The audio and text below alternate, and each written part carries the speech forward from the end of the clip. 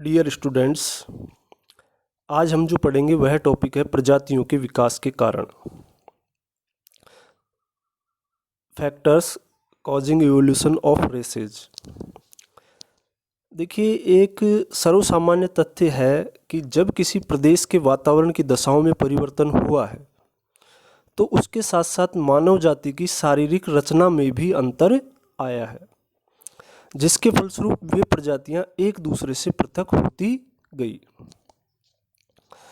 ये जो विभिन्नताएं आती हैं उनको प्रभावित करने वाले 4 कारक हैं। पहला है जलवायु परिवर्तन, दूसरा है ग्रंथि रसों की क्रियाएं, तीसरा है जैविक परिवर्तन, चौथा है प्रवास द्वारा प्रजातियों का मिश्रण।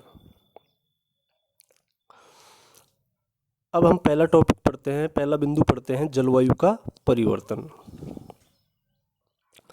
देखिए, मानव विकास के प्रारंभिक काल में जिन प्राकृतिक शक्तियों का नियंत्रण रहता था उनमें जलवायु प्रमुख थी, और प्लेस्टोसीन युग में जो 4 बड़े हिमयुग आए थे उनके बीच बीच में गर्म जलवायु का प्रभाव भी पड़ा है। डॉक्टर टेलर का कथन है इस संदर्भ में कि मानव जाति का उद्गम जो है मध्य एशिया के स्टेपीज प्रदेश में हुआ था। एक क्वेश्चन कई बार पूछा जाता है कि टेलर के अनुसार मानव जाति का उद्गम कहाँ हुआ, तो आपको पता होना चाहिए मध्य एशिया के स्टेपीज जो घास प्रदेश है वहाँ पे, जबकि वहाँ जलवायु गर्म थी। मतलब स्टेपीज प्रदेश में जन्म हुआ प्रजाति का या जीवों का, और वहाँ जलवायु क्या थी, गर्म। इस प्रदेश के उत्तर में वन प्रदेश तथा दक्षिण में मरुस्थल व वन फैले थे। इस काल के आदिवासी शिकार तथा जंगली कंदमूल फलों को एकत्रित कर जीवन यापन करते थे। हिमयुग का जैसे ही आगमन हुआ तो वन व स्टेपीज के दक्षिण की ओर खिसक गए। फिर हजारों सालों के बाद जब शीत जलवायु की दशाएं समाप्त हुई तो मध्य एशिया में गर्म जलवायु की दशाएं बन गई। इससे एक बार फिर वनस्पति व जीव जंतुओं की पेटियां उत्तर की ओर खिसक गई। देखिए, जैसे जैसे जलवायु में परिवर्तन हुआ, मतलब जैसे ही गर्म जलवायु आई तो जो वनस्पति एवं जीव जंतुओं की पेटियां हैं उनमें खिसकाव हुआ। इस परिवर्तन के साथ साथ कुछ उप जातियां पुनः अपने पुराने क्षेत्र को लौट आई, किंतु कुछ वहां ठहर गई। दक्षिण में जलवायु अधिक गर्म होने के कारण इन ठहरी हुई प्रजातियों के रंग रूप तथा त्वचा पर प्रभाव पड़ा। फलस्वरूप तेज धूप और गर्मी के कारण उनका रंग काला हो गया। इनके सिर लंबे, होठ मोटे थे, किंतु जो प्रजातियां मध्य एशिया में पहुंची उनका रंग कुछ गोरा और सिर चौड़ा रहा। उष्णकटिबंधीय क्षेत्रों का गर्म वातावरण स्फूर्ति देने वाला नहीं था। इस प्रकार की दशाएं उस अंतर हिमयुग में लाखों वर्षों तक चलती रही। अतः आदि मानव की शारीरिक रचना में कोई विशेष परिवर्तन नहीं हो पाया, जबकि जो लोग पुनः मध्य एशिया में पहुंच गए थे, ठंडी जलवायु के कारण वे अधिक स्फूर्तिवान तथा अधिक विकसित हो गए। जब भूमध्य सागरीय प्रजाति का विकास हो रहा था तब दूसरे हिमयुग में, जिनमें मिंडेल कहा जाता है, देखिए 4 हिमयुग थे, ये मैं नाम बता देता हूँ, गुंज, मिंडेल, रिस और वर्म।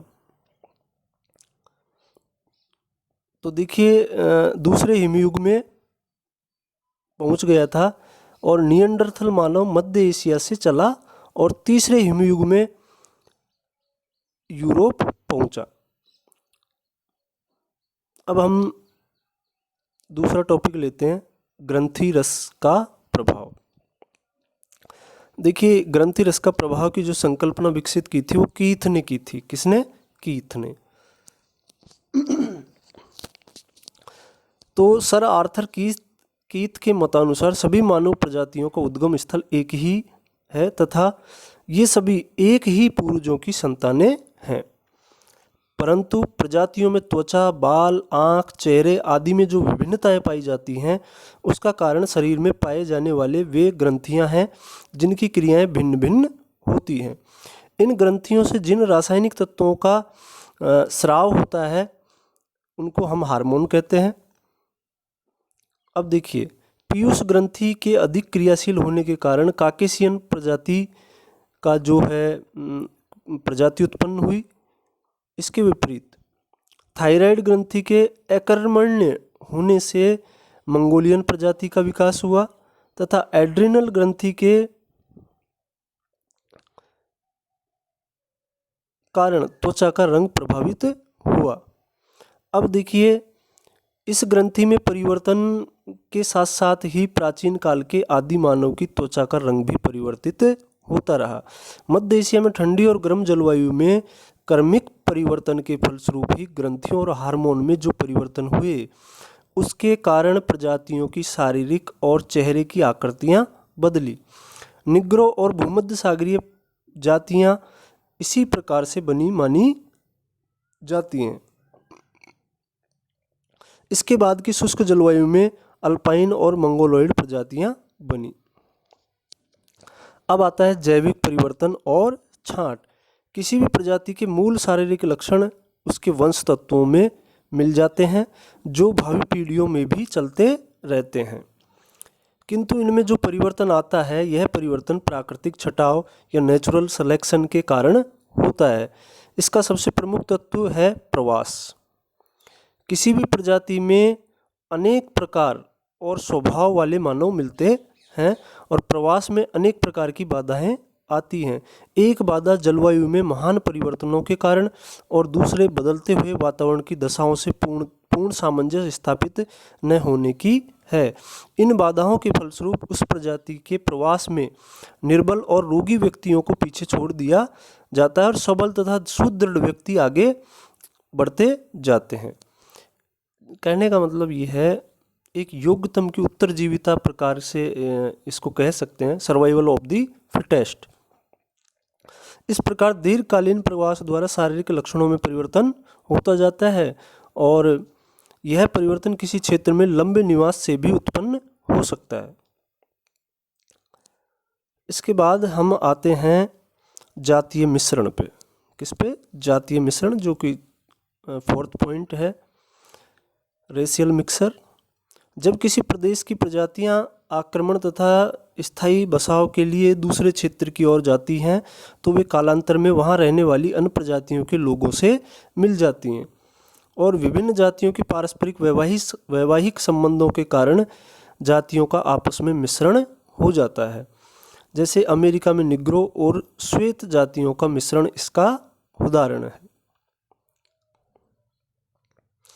प्रोफेसर ब्लास ने स्पष्ट रूप से कहा कि प्रजाति के लिए एकांतता होना आवश्यक दशा है।